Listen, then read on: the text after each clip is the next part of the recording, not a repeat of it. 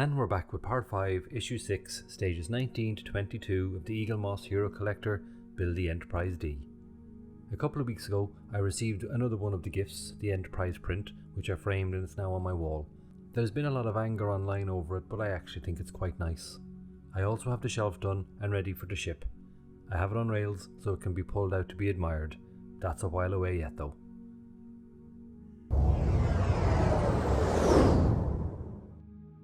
Before we begin, for Stage 19 and the beginning of Stage 20, I must apologise in advance. My camera light was not working, so the picture quality is a little off. Sorry about that. Stage 19 gives us another deck panel, windows, and a piece of the dorsal section. So let's begin by removing the 8 escape pods, 22 clear windows, and 22 black ones. Using the helping hands, I'll put them all in place.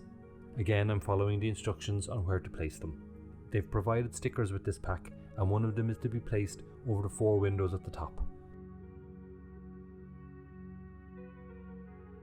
Take the back panel and carefully place it over the deck and screw it in, but only halfway. I find it easier to place the LEDs this way, and it holds the windows in place too. And now fully secure with the screws. Taking the structure, we're going to fit the first panel onto the front of the frame, with the cables going under it, and holding in place with 2 screws. Be mindful that the cables are not being pinched. If you find the piece is not sitting correctly, check your cabling. Turning it over, the 2 loose LEDs slot into place, and then taking your tweezers, make sure the cable for those 2 LEDs are pushed down away from the top of the frame. Now taking the section that was built back in Stage 4, take the 2 pieces apart and fit the bottom one to the right section we just did. Here's a close-up of the cabling. See how the left cable feeds in as part of the first hull section. Doing this clears the cables from the frame and allows it to sit flush with the skeleton.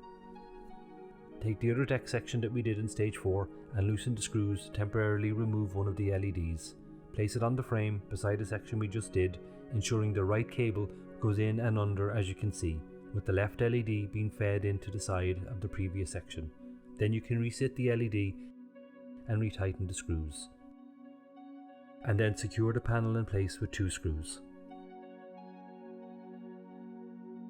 Taking the piece I removed earlier, it is now to be placed back on top.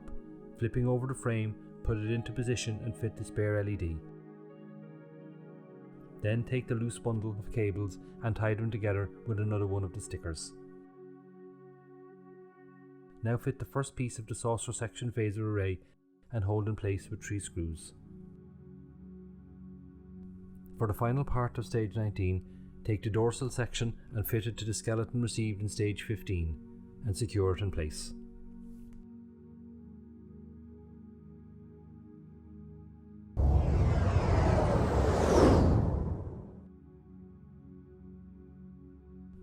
Taking the 2 escape pods and 18 clear and 17 black windows, I'll fit them into the panel. Place the back on when complete, with 1 screw to hold in place. Put the LEDs in and tighten. Take another set of LEDs, but only put 1 in place and tighten with 2 more screws. To place on the skeleton, the left side cable feeds into the side of the previous panel and the right cable goes straight in under the skeleton. Flipping it over, adjust to fit snugly and hold in place with 2 screws. And here's another close-up of the cabling.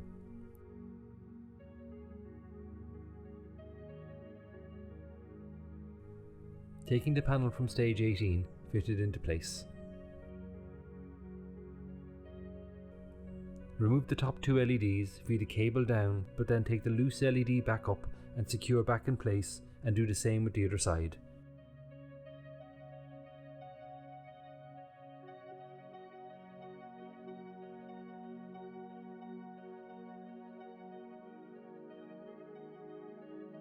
Now it should sit perfectly and secure together with 2 screws.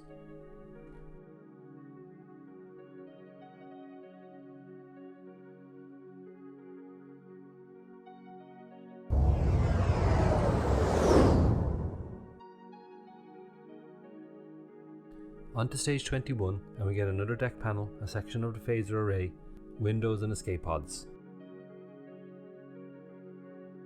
Take the dorsal neck section from Stage 19 and the battery box that came with the previous stage and connect it with 2 screws. Take the box nut and put it in place and cover it. holding in position with 2 screws. The transporter emitter is to be placed here, but it will need to be modded first to match the other one I did, so I'll leave that until later. Put the phaser array in place and hold with 3 screws. Then fit the escape pods and 5 windows. There is no backing for this section as it's going to fit in the section already on the skeleton. As you can see, it fits in here. Take the loose LED from stage 19 and place it in its slot. Then take the LED that came with this stage, going under the frame as you can see, and slot it into place. And hold the section in place with 5 screws.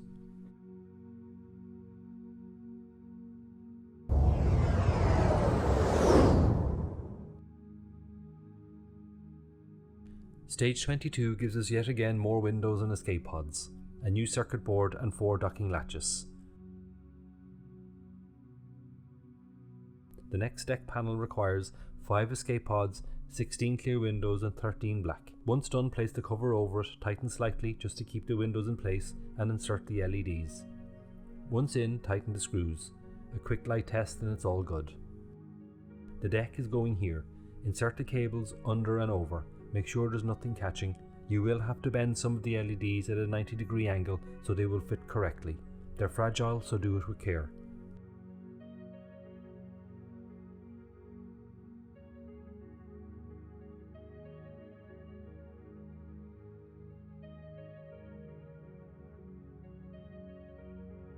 Once in place, secure with 2 screws.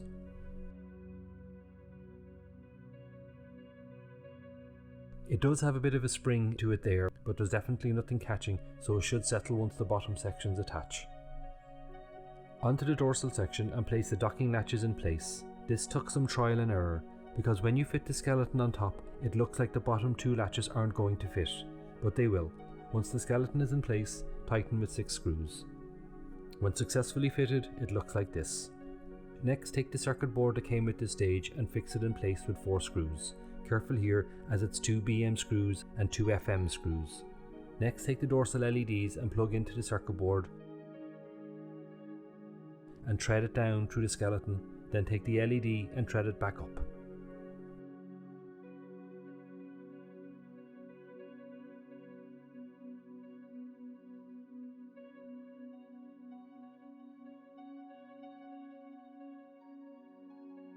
The rear neck section is fitted on now, and this is where a lot of people were alarmed by the gap left when joined on. First of all, I'm going to follow the instructions and see for myself. Take the first 2 cables and thread them through the left and right parts of the skeleton. Then take the next 2 and feed them through the right side of the skeleton, and finally the LED from the impulse engine goes in through the bottom. Following the instructions gives you the now infamous gap. The cables are clearly causing the gap. This bunch here is certainly part of the problem, and these 2 LEDs are being caught as well, so I'm going to remove them temporarily. Also, both of these cables are being caught by the vertical bar on the skeleton. I removed them and rethreaded them as if they were separate, so now that vertical bar won't impede the cables and allow them to sit comfortably.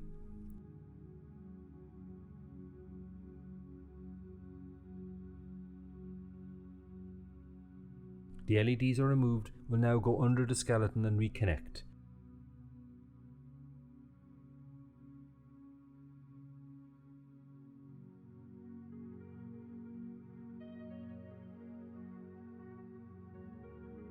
Just as I was about to connect the parts, I noticed the cable for the impulse light broke away from its connection. I need to solder it back in place. A quick light test and it's working again. Now I'll put it together and hold in place with 3 screws. They were CP screws as shown in the instructions, but they wouldn't work for me, so I used 3 DP screws. That's the view from the top now with just a tiny gap, much better than it was. It's not in the instructions, but there's definitely some cable management to be done here.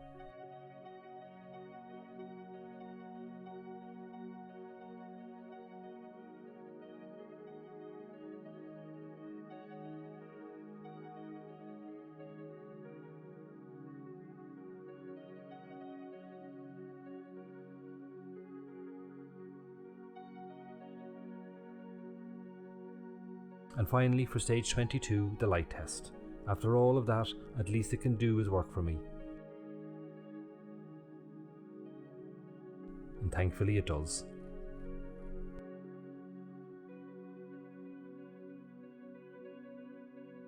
That's the stages done for this part. Let's move on to some modifications. Using the vinyl rub-ons from Mike Lane Mods, I'm going to do the escape pods.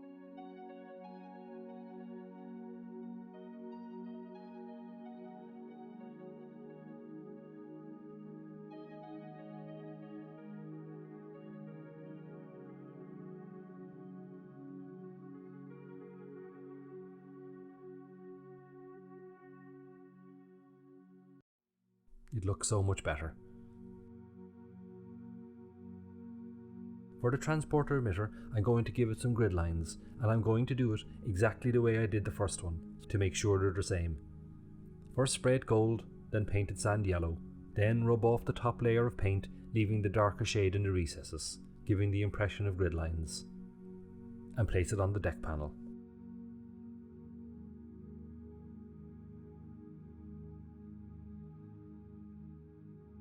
And that's it for now. See you in a few weeks for stages 23 to 26.